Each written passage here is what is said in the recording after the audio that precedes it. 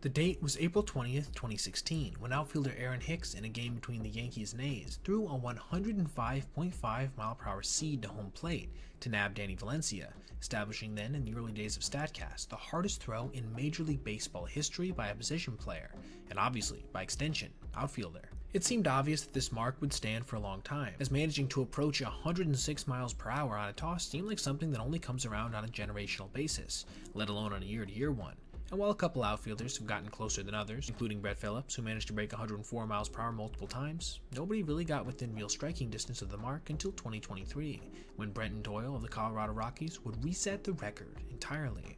Facing the Blue Jays in the ninth inning of a game that they were leading by 2 runs, Vladimir Guerrero Jr. would fly a ball to medium-depth center field, allowing Doyle to build momentum as he came in, made the catch, and fired an absolute rocket to home plate on a hop, a throw that would have more than likely easily gotten runner Davis Schneider had he decided to try it. StatCast would later reveal that this missile launch got to home plate at 105.7 miles an hour, establishing the new Major League record. While the play didn't end up making a huge difference in the overall outcome of that game, as Schneider would later come in on a wild pitch before the Rockies would close it out, it still boggles the mind to realize just how hard this throw was. To put it in perspective, the second hardest outfield throw since 2020 is a full 1.4 miles an hour behind this, on a frozen rope 104.3 mile per hour toss from Colton Cowser. But with that being said, he might have a little bit of competition come 2025, considering the fact that recently converted center fielder O'Neal Cruz actually managed to post the hardest average throwing velocity in recorded StatCast history for a position player, at a ridiculous 99.1 miles per hour. He also managed to tally 2024's hardest throw overall at 103.3 miles an hour,